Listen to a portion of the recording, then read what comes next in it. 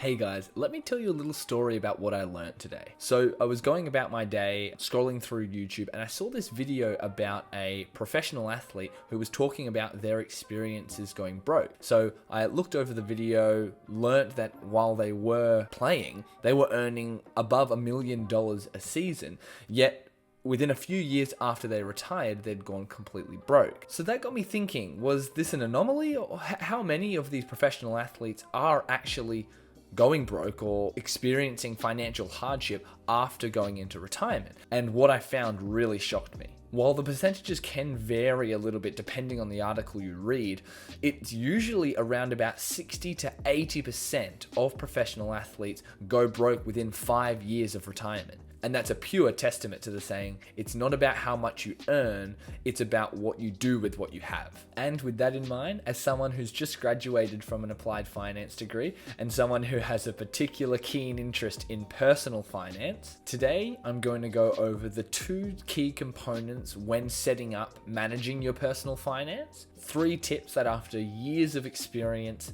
managing my money have been the most effective for me. And after that, I'll show you exactly what I do each time a paycheck comes in for me and exactly how I split up my money. Now, a quick disclaimer before we get into the video. I'm not a financial advisor. Although I have finished an applied finance degree, there are extra steps you need to take to actually give financial advice. So this video is just for entertainment purposes only and essentially me explaining what I do personally. Your situations may be different. Okay. So the 2 key components that are absolutely vital when setting up how you're going to be organizing your money or managing your personal finance are simplicity and consistency. Contrary to what some people may believe, personal finance doesn't need to be complicated. And although it may take a few simple steps in the beginning, after you've got it set up, you can pretty much have the entire process completely automated. I can't emphasize this enough. The sooner this becomes a habit and the more consistent you are means the less stress you'll have, the more control you'll have over your life, and ultimately you'll be much better off financially. With those 2 key components in place, I'll now go over the 3 things that I could honestly say doubled how effective I was in managing my money. The first of these is pay your future self first. So what do I mean by that? I mean, you've got to prioritize putting away money for investing, for your emergency fund, before your everyday expenses. Now, this doesn't mean don't leave yourself any money to pay rent or get food or petrol or anything like that. It just means making sure that you have a keen focus on putting money towards your future life, your wealth building, before letting it go towards anything else. I'll explain this step a little bit further when I go over what I do with my income every time I get a paycheck. The second top tip is use percentages. Now again, this ties into the first key component. It's very simple to use percentages, and particularly for those with an inconsistent income or a smaller income, percentages just make much more sense. What I mean by this is after watching this video, you're most likely going to have pools of money around, and what you want to do is set certain percentages to go into each of those pools instead of fixed amounts. And the third tip is use separate bank accounts. Before I did this, I used to just have in my everyday bank a separate account that was a savings account. This was something that was offered to me when I signed up for my bank account, and I just thought that's how everyone did it. What I didn't realize was the amount of money I would subconsciously take from myself. Like most of you, I had the bank app on my phone, which I could open up at any time that I'd like and check the exact balance in my account. When I did this, when I had a look at the amount that I had in my everyday account, I could see underneath that the amount that I had in my savings. And so what would sometimes happen is I would go to pay for something, potentially wouldn't have enough in my personal account, and then be slowly taking out little bits from my savings. And over the long run, that eats away at your savings. So in having a separate bank where you keep your money, not only is it more removed when you're looking at your personal account, it's sort of like money you forget, but what would happen is if I did have the urge to take money from my savings account, I didn't keep that card on me, I left it at home. So I would only have the card for my personal account.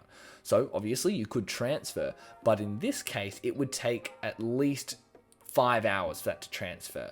So that would in and of itself restrict me from taking that money, and a lot of the time I would just go, well, it's not worth it, or I'd be more careful with the money that I do have. Another sort of side tip that ties in closely with this third one here is that when you do have a separate bank account for your savings, make sure that you look for a high interest savings account, because there are some banks that'll be offering 3 times the amount of interest that is at your personal bank. So you might as well be taking advantage of the extra interest, the extra money, free money essentially, that you could be getting from one of these other accounts. Okay, now with those all out of the way, let's go over exactly what I personally do with every paycheck that I receive. Okay, so as you can see on the screen here is a replica of the spreadsheet I use when dividing my personal finance each and every paycheck.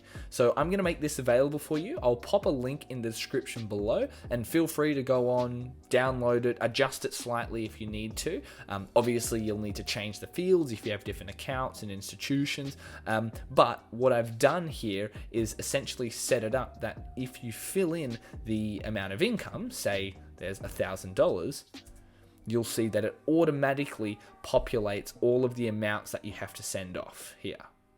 Okay, so now we'll go over each of the accounts. We'll start with the Christmas. So as you can see, for my Christmas account, 2% of my income goes to that every single paycheck. So in this hypothetical example here, we've got $1,250. I just plug that in and it automatically pops out $25 I have to put towards my Christmas account. For me, the end of the year Christmas time always has extra expenses in that I'm seeing family more, we've got presents to buy, things like that. So I like to just have a little bit of extra money that I've been putting aside throughout the year for the end of the year. The next one is my savings account. So the savings account isn't your traditional savings account. Actually, what I use this savings account for is my investing. So when I'm taking out money to invest in the share market, it's coming from that savings account. Or the cash I'm going to use for a house deposit is coming from that savings account as well.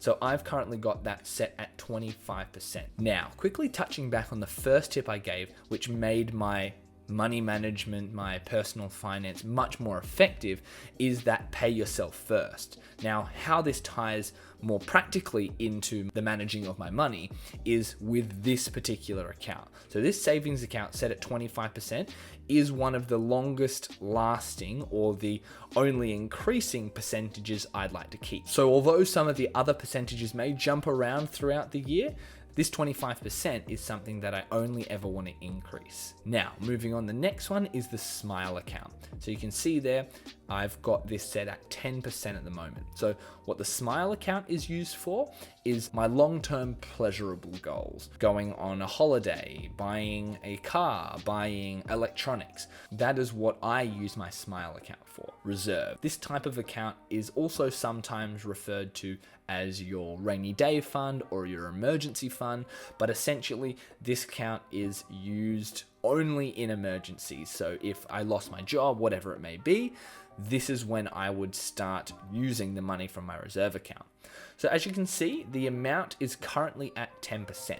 However, that will eventually stop. Once the amount in my reserve account equals roughly 6 months worth of my expenses, I'm going to stop adding to that particular account and then spread out the 10% amongst my other accounts here. Now, the next one, my fun account. With my fun account, I'm using this particular card for my everyday more pleasurable activities. So in any given week, when I want to go out for dinner or I want to buy myself something that isn't one of my everyday essential expenses, that's what I'll use my fun account for. And then the everyday expenses, pretty self-explanatory.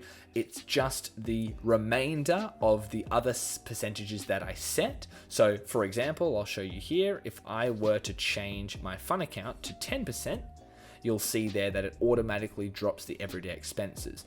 If I wanted to increase my savings to say 35%, again, it drops my everyday expenses. Okay, so that's it for today's video, guys. If you did have any other tips that you would like to let me know of or the other viewers know of, please leave the suggestions in the comment section below. I know I'd personally be very interested in what strategies you use, what's been most effective, and I know some of the other viewers would be as well. Again, if you did want to use the spreadsheet I use and the one I mentioned in this video, by all means, go to the description section. I will have a link to that there. I really hope you enjoyed the content. If you did, if you could please leave a like, that would be greatly appreciated. It really does help us out and shows us that you are enjoying the content we're putting out. Otherwise, if you haven't subscribed already and you do enjoy personal finance and business content, then maybe also consider subscribing. We'd love to have you around for future videos.